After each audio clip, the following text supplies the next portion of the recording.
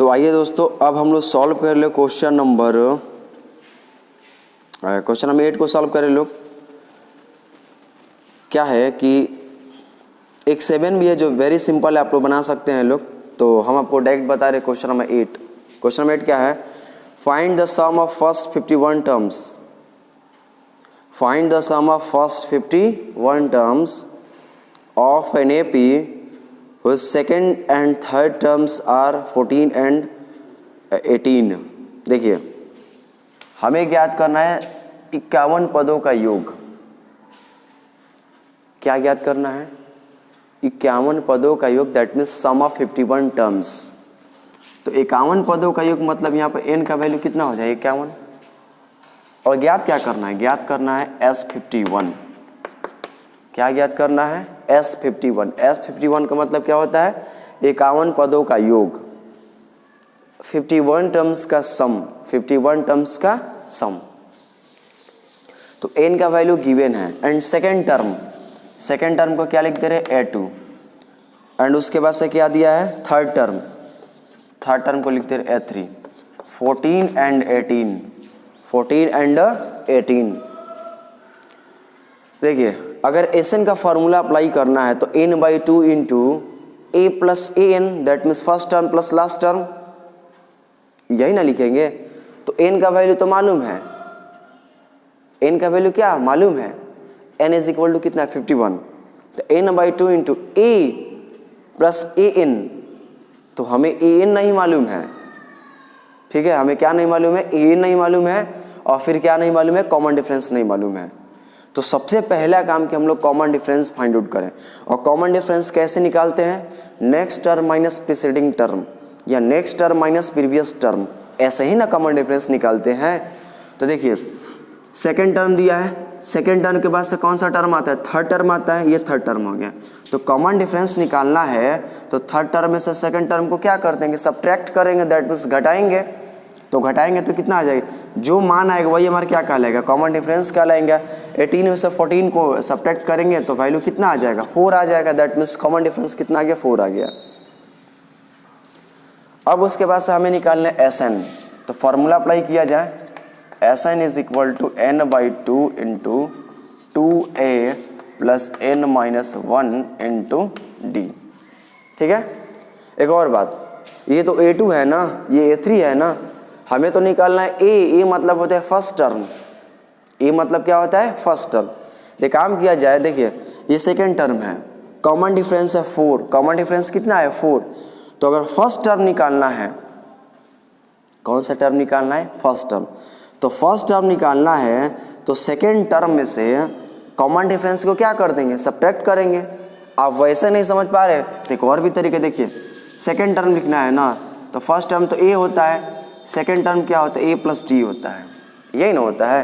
First term क्या होता है? A होता है, सेकेंड टर्म क्या होता है? A प्लस D होता है, थर्ड टर्म क्या हो जाएगा? A प्लस 2D हो जाएगा। तो ये सेकेंड टर्म ना है, सेकेंड टर्म इसके जगह पर क्या लिख सकते हैं? A plus D। इस A2 की जगह पर क्या लिख सकते हैं? A plus D। ये 14 है तो 14, A प्लस D का वैल्यू होता है 6 ना, तो A का मान इधर आएगा तो सब्ट्रैक्ट, और सब्ट्रैक्ट होकर कितना आ जाएगा? 10 आ जाएगा। यानी A का मान तो मालूम चल चुका है, 10 आ चुका है। तो काम किया जाए, सॉल्व किया जाए। n का मान 51/2, 2 A की वैल्यू कितनी है? 10 plus 51 minus 1 into, and D का वैल्यू कितना है? D का वैल्यू है 4।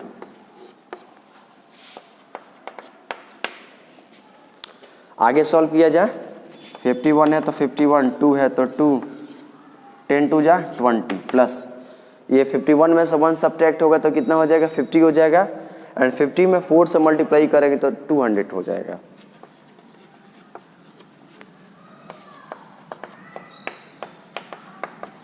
सॉल्व किया जाए। 200 में 20 ऐड करेंगे तो कितना हो जाएगा? 220, यानी 220 में 20 जोड़ेंगे तो 220 हो जाएगा। कैंसिल आउट किया जाए, कट गया। अब इसको मल्टीप्लाई करना है। क्या करना है? मल्टीप्लाई करना है। हम इसको डायरेक्ट मल्टीप्लाई कर दे रहे हैं। 51 से 0 में गुणा करेंगे तो 0 हो जाएगा। 51 से 1 में गुणा करेंगे तो 51 ही होगा। 51 का 1 और हाथ में 5, 51 एकम 51, 51 5 कितना होता है? 56 होता है। यानी 51 पदों का योग कितना आएगा, S51 का मतलब होता है 51 पदों का योग 5610 आएगा। कितना आएगा, 5610 आएगा। चलिए, तो जो क्वेश्चन नंबर 9 है आप उसको सॉल्व कर लीजिएगा लोग, वेरी सिंपल है, सेम टू सेम है, जैसा 7, 8 था वैसा ही क्वेश्चन नंबर 9 भी है। तो मैं आपको बताऊंगा question number 10।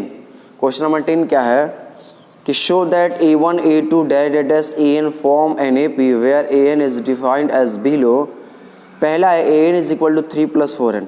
Also find the sum of the first 15 terms in each case. देखिए क्वेश्चन नंबर 10, क्वेश्चन नंबर 10 का 2 पार्ट है। क्वेश्चन नंबर 10 में टोटल कितने पार्ट है, 2 पार्ट है, जिसमें पहला पार्ट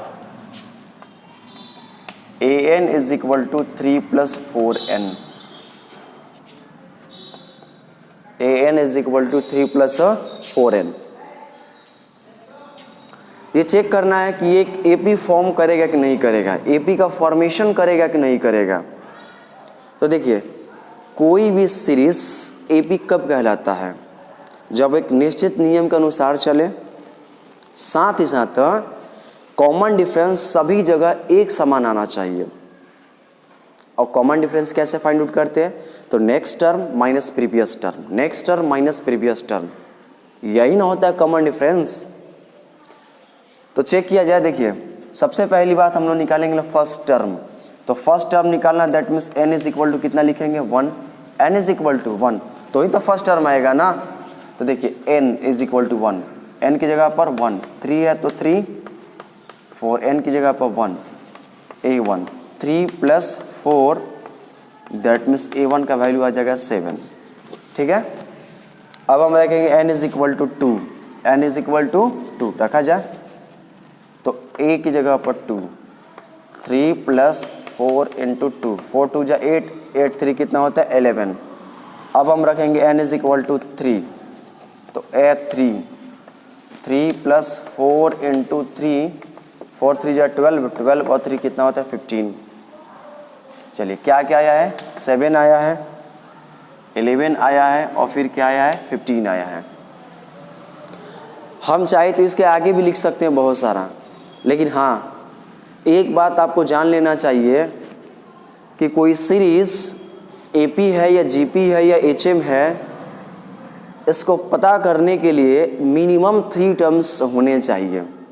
कितना टर्म्स की ज़रूरत है, मिनिमम 3 टर्म्स की ज़रूरत है, और ऑलरेडी हम मिनिमम 3 टर्म्स निकाल चुके हैं। तो इन 3 टर्म्स के मदद से ही हम बता सकते हैं कि ये AP होगा या फिर नहीं होगा। अगर AP होगा तो आपको 15 टर्म्स का सम फाइंड आउट करना है। तो चेक कर लिया जाए, 11 - 7, D का वैल्यू कितना आ जा रहा है 4, D का वैल्यू कितना आ जा रहा है 4। कॉमन डिफरेंस इक्वल आ रहा है कि नहीं आ रहा है, तो जब इसमें कॉमन डिफरेंस इक्वल आ रहा है दैट मीन्स ये किस में होगा, तो ये वाला जो सीरीज है एक AP में होगा। तो आप अपने मन से भी लिख सकते हैं, 15 का आगे क्या आएगा 19 आ जाएगा, 19 का आगे क्या आ जाएगा 23 आ जाएगा, 19 का आगे क्या आएगा 23 आएगा। अब हमें निकालना है, चूँकि ये तो ऑलरेडी AP है, तो जब ये AP है तो 15 टर्म्स का सम फाइंड आउट करना है। हमें फाइंड आउट करना है S15।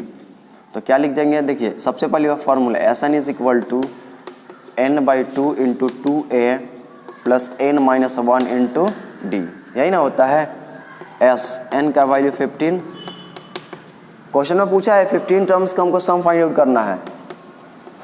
2, A का वैल्यू कितना है, A का वैल्यू 7 + 15 - 1, D का वैल्यू कितना है 4 है। तो इसके आगे आप लोग चाहे तो सॉल्व कर सकते हैं लोग, मैं कर ही दे रहा हूँ।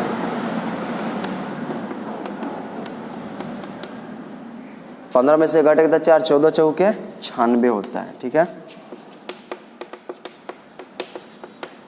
जोड़ा जाए 96 4 100, 100 10 110, कितना बार में कट जाएगा 55 बार में कट जाएगा। 15 × 5 = 75, 15 × 5 = 75, 75 और 7 = 82। लेकिन S15 का वैल्यू कितना आ जाएगा 825 होगा।